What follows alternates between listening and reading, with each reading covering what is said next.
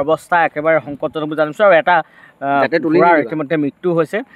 কিন্তু এই সময়ত যথেষ্ট যিটো বন্যপ্ৰাণীৰ সুৰক্ষাৰ কথা কৈ আছে ঘোঁৰাৰ সংখ্যা যথেষ্ট কমি আহিছে আৰু যিটো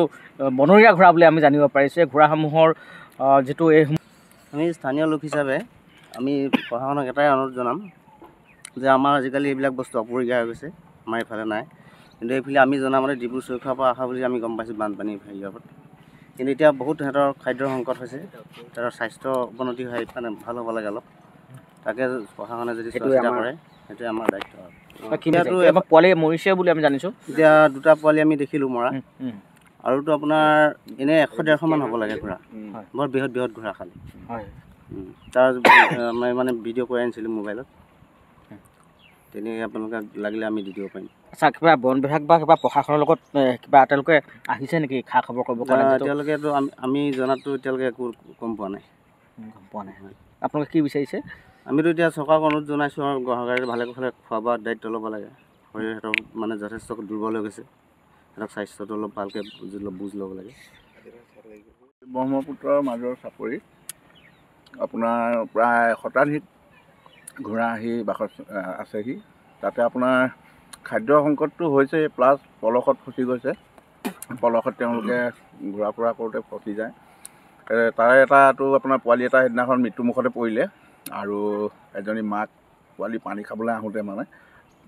পোৱালিটো মৃত্যুমুখত পৰিলে পলসত ফচি মাকজনীও প্ৰায় 2 দিনমান ফচি আছিলে আমাক ইয়াৰে স্থানীয় মাছমৰীয়াসকলে খবৰ দিয়াৰ কাৰণে আমি গৈ মেলি উদ্ধাৰ কৰিলোঁ আৰু ভাবোঁ মানে প্ৰশাসনেও অকণমান এই মাছমৰীয়া বা খৰিকটীয়া এনেকুৱা বিভিন্ন ধৰণৰ মানুহৰ লগত পানী বঢ়া বা পানী কমাৰ বা